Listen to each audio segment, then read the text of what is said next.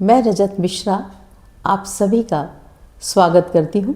आज की कक्षा में हम पढ़ रहे थे जनसंचार माध्यमों का विकास। संचार और जनसंचार ये हमने देखा था। आज हम देखेंगे कि भारत में जनसंचार माध्यमों का विकास कैसे हुआ।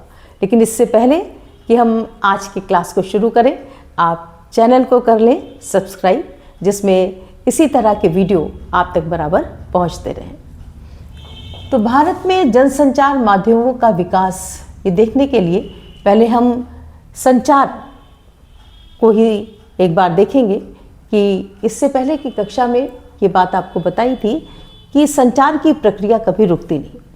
मनुष्य ने शुरू से, चाहे वो संकेतों के माध्यम से किया हो, इशारों के माध्यम से किया हो या मौखिक रूप से किया हो, लेकिन अपनी भावनाओं को व्यक्त करने और अभिव्यक्त करने का काम उसने बराबर किया है। एक छोटा सा बच्चा भी, जैसा हम जानते हैं कि वो जब अपने किसी बात को कहना चाहता है तो वो रोकर या चिल्लाकर भी, जबकि उसके पास क्या नहीं होती, भाषा नहीं होती, तब भी वो अपनी भावनाओं को व्यक्त करता है। तो संचार की प्रक्रिया शुरू से है।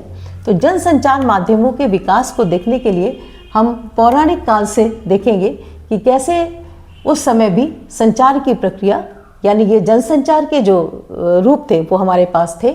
और इस तरीके से जो देवर्षि नारद हैं वो उनको हम पहला समाचार वाचक मान सकते हैं। उसके बाद महाभारत काल को हम लें तो आप जानते हैं, इसको आपने पढ़ा होगा कि महाराज धृतराष्ट्र और गांधारी को संजय महाभारत में जो कुरुक्षेत्र में युद्ध चल रहा था उसका हाल बता रहे थे।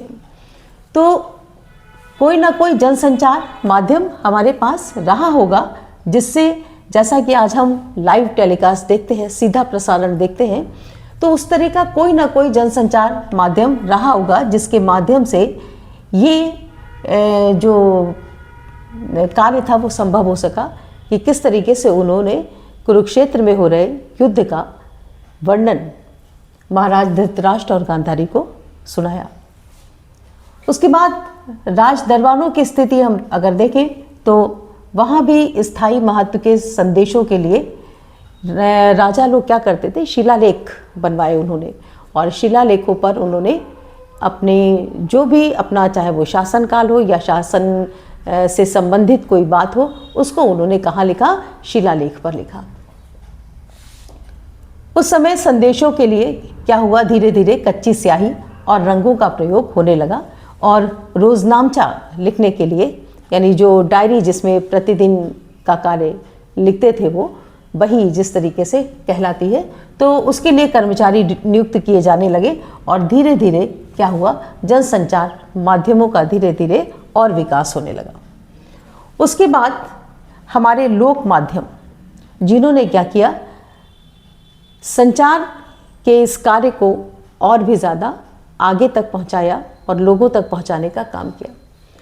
उसमें कई चीज़ें हैं, जैसे भीमबेटका के गुफा चित्र, जिनको आज भी आप मध्य प्रदेश जाएं तो देख सकते हैं, भीमबेटका के गुफा चित्र, जिसके माध्यम से पूरी कहानियाँ, पूरा इतिहास जगह जगह पर, और भी कई स्थान हैं जहाँ पर आपको देखने को मिल जाएगा, अंकित किया गया है। उसके अलावा कठपुतली के द्वारा बड़ी बड़ी कथाएं समझाई गई, सुनाई गई। कथावाचन, कथाओं के माध्यम से जन संपर्क कर के लोगों तक ज्ञान पहुँचाया गया। इसी तरीके से तमाशा, नौटंकी, जिसके माध्यम से हमारे रामकृष्ण के जो चरित्र हैं, शिव का जो जीवन दर्शन है, उस सब को इस माध्यम से दिखाया गया और लोगों तक कथाएं पहुंचाई गई।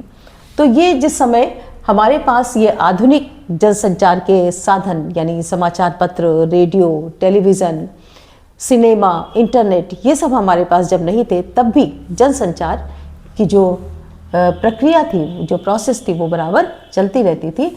और इस तरीके से हम देखें तो पौराणिक काल से लेके आज आधुनिक समय तक आने में हमें हर स्तर पर दिखाई देता है कि जनसंचार किसी न किसी रूप से बराबर होता रहा। भोजपत्र आपने सुना होगा कि भोजपत्र पर उन्होंने कभी कोई श्लोक, कभी कोई बात लिखकर हरकारों के माध्यम से भिजवा दी, जो उनके मैसेंजर्स होते थे उनके माध्यम से भिजवा दी। तो ये सब क्या था, ये जनसंचार का ही एक रूप था, एक प्रकार था। भले वो आधुनिक तरीकों की तरह विकसित ना हो, लेकिन फिर भी क्या था, जो संचार, एक दूसरे से बात करना, अब एक दूसरे को अपने विचारों से परिचित कराना, एक दूसरे तक अपनी भावनाएं अभिव्यक्त करना, ये कार्य बराबर इस माध्यम से चलता रहता था। तो ये थे जनसंचार के माध्यमों का विकास कैसे हुआ। और इसके अलावा आपको जो लोक माध्यम हैं, इन लोक माध्यमों के अलावा आपके क्षेत्र में कौन कौन से लोक माध्यम हैं जिनसे पहले जनसंचार हुआ करता था, लोग एक दूसरे तक अपनी विचार और भावनाएं पहुंचाया करते थे, आप हमें कमेंट बॉक्स में ज़रूर बताएं। Thank you.